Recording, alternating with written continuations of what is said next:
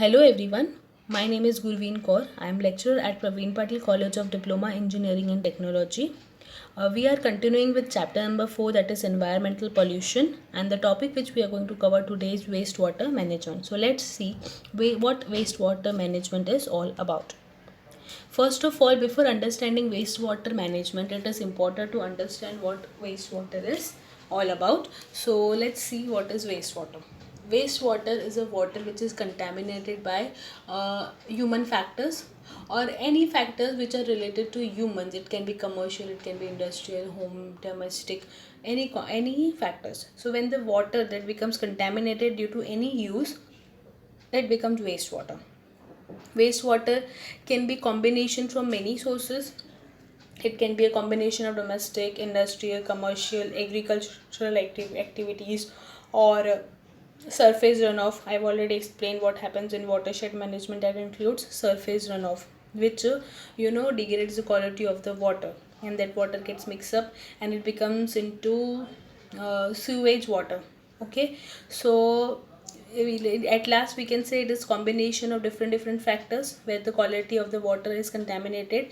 Only the characteristic of the wastewater can be different. Why it can be different? Because industrial water will have a very huge amount of chemicals present in it, and agricultural water will consist of pesticides more in it. Domestic water will not have much amount of chemicals present in it. So this way the characteristic of wastewater varies from different field. Different fields have different qualities present in the water. The level of pollutants present in the water will be different.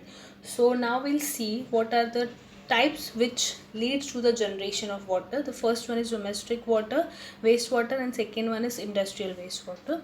So let's see domestic wastewater.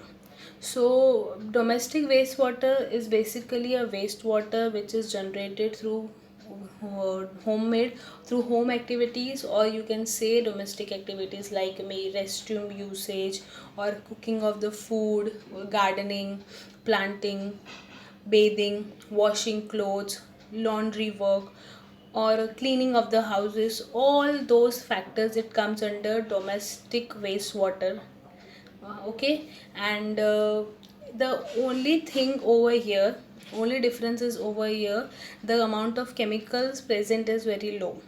Domestic sewage is 99.9% pure water and 0.1% are the pollutants. That is why this water is recycled and uh, again reused for other purposes. Okay, but this 0.1% pollutants are also sometimes risk factors. If the pollutants present in that, they are not cleared properly, so it becomes very important that we should clear off that 0.1%. We should make sure that the water is clean and then only reuse it. So for that purpose only, this there are treatments available. That treatments will study further. Second one is the industrial waste water generation technique. Now the wastewater from the industry has a very great range. Okay, in terms of flow also, and in terms of pollution strength also, because there are maximum pollutants present in the water. So it becomes impossible to give fixed values to their components. Yeah, because every time the activities will be different based on different projects, the amount of pollutants present will be different. Okay, then we cannot judge but a level of at what level the water is polluted, up to what level. But we only know that they are highly concentrated, because the color also of the water changes. So this process, it takes much more efforts as compared to the domestic wastewater generation. Both of them are having treatment plants, so we'll go through of that afterwards. So before that, we'll just go through what are the impacts and effects of the wastewater. We know that when the if wastewater, if it comes into contact with the wastewater, it will have certain impacts on our environment. So first factor will be water pollution. Okay, what impact they are having? Because the fresh water bodies and marine waters into which when the wastewater is discharged, it pollutes the pure water. Okay, and it is unsafe for human use. And it also depends on the factor of what type of water and what chemicals present in that water is discharged into sea. So when the harmful chemicals get mixed up in that pure water, even the aquatic life is harmed. Even the aquatic life is having a threat because they comes in contact with that type of chemicals. Okay. Now next point is water security. There is water, water levels are less many places of the world. So if we discharge this water in underground water tables, or the water which we have studied under, if suppose this type of water gets discharged into underground water tables, what will happen? It will contaminate the aquifers which we have already studied. Okay. So what happens, the water which is there on the surface level and it gets mixed up in the subsurface level, even those water on which we are dependent for our daily use, that water is also contaminated. So that is why security of the water is the utmost important factor in order to protect, so that the our aquifers and underground levels are not getting mixed up with this type of water. If they get mixed up, then cleaning will be a mess. You cannot clean those type of water so easily, and those chemicals will remain in for a very longer period of time. Third, ecosystem services. Ecosystem is also connected to our all the factors are connected to the ecosystem. Okay. Each and every factor is directly or indirectly dependent upon water. So if one part of the water body gets affected, then slowly it creates effect on whole ecosystem or throughout the ecosystem. It can one example which fits over here is when a fish, if a spoiled fish can spoil the whole tank or pond. That example suits over here. So this way whole ecosystem will be threatened. Then next is the agriculture, fisheries and tourism.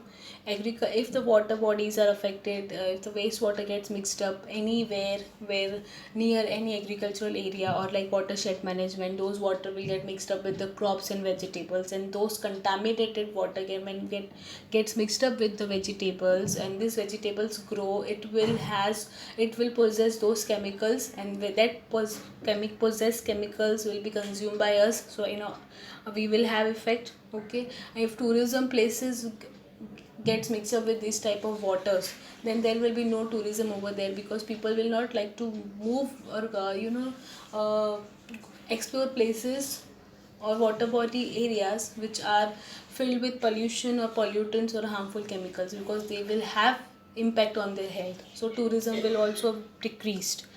Then last point will be the health of the urban and rural population will be affected, because all ecosystem are connected to it, so people living in that will be affected.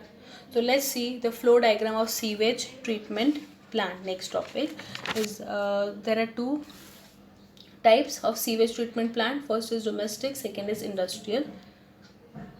So you can see this is the diagram present over here. I'll just explain you all the key points, what key points are there and what happens in this. So here you can see primary treatment is given and secondary treatment is given. Before in primary treatment, before starting of the primary treatment, what is the main thing of this plant is to remove all the dirt which is present in the water, so that water becomes pure and again in reuse. So over here what happens, in the first step you will notice raw sewage. Raw sewage means all the dirt is accumulated, all type of dirt is accumulated, and that dirt then moves through screening. In screening what happens, there is a bar screen present and from that screen it can be a type of a net, and from that screen what they are doing, they are removing all the large type of objects like trash, limbs, leaves, branches, then plastic packets, can, rags, all the daily usage plastic items from our home, polythene bags, all those type of dirt, all those type of garbage is divided by the screen, so that they will not clog the sewage system. When the water will flow, they will not create any clogging or damage the sewage system. For that purpose the water passes, the dirt passes through a screen. In this all the object type material is removed. The next step will be grit chamber. It is also called as grit removal or grit channel. In this channel what basically happens, over here the velocity of the sewage system is very high.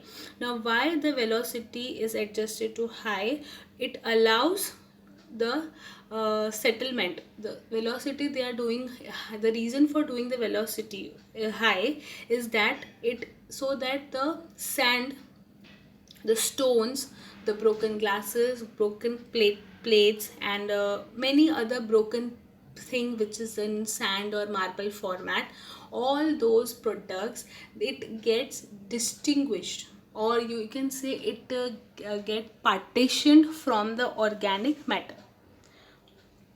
You understanding what I'm saying? In grit removal, what is happening, the organic matter and the non-organic matter is partition, is divided. And in non-organic matter, what is included, all the glass plates, glass bottles, or sand, dust particles, which we generate from domestic use. If marbles break, plate breaks, there are bulb tube light breaks, okay, all those they get, all the non-organic matter is divided from the organic matter. And so because they can cause damage to the system, so this way those parts are removed. And there are three types of chamber. One is horizontal grit chamber, aerated grit chambers, and vortex grit chamber. So this happens in grit removal. Then next step moves to the preliminary sedimentation stage. Here PST is written, you can notice. In that stage, what happens over here, the sewage, it flows through large tanks, and they are called as primary sedimentation tanks or primary clarifiers. In this, what they are doing, the sludge means thick and wet mud, the thick and wet mud, which includes grease, oils, everything is clarified. So what they are doing in this stage, they basically are again dividing the grease.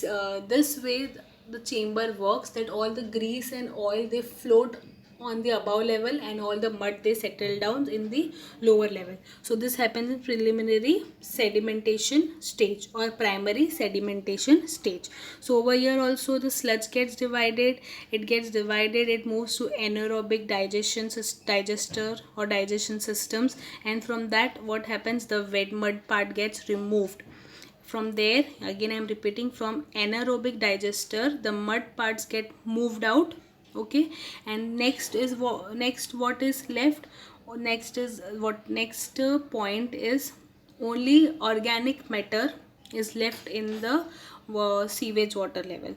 And in that organic level, it is very much important to clear it properly. Why? Because on that organic matter, many types of food, many types of plant and animal, they exist, many type of organism exist on this type of biota, because this is the organic matter. And organic matter gets, fungus is found on organic matter very easily, because they are natural in the nature's form.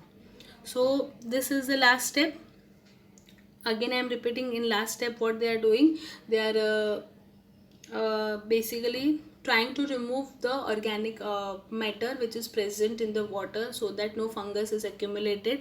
And in the last part, that is the secondary settling, over there only one, what happens here, the levels of everything is cleared. I told only organic matter is left, so they are making use of disinfectants, so that whatever low level or anything is left in the water, it gets cleared out, it gets filtered out, and water become ready for usage. So this was domestic sewage treatment plant. Again I am repeating. First we are removing all the clogging material, then we are separating the the particles or glass particles, bulb particles, from the organic matter. From organic matter we are removing grease, oil, everything, so that the living organism cannot exist on that type of part. Before that the mud is also removed, okay. And last part, disinfectant is used. So this was flow diagram of domestic sewage treatment plant. Next is industrial sewage treatment plant. Now in this treatment, you can see the tank is filled with all the industrial sewage plant material that moves to the pre-treatment. In pre-treatment, what is happening, again the clogging part which is generated from the industries, they are removed like trash. They are removed from like trash. Once they are removed like trash, it moves through air pressure.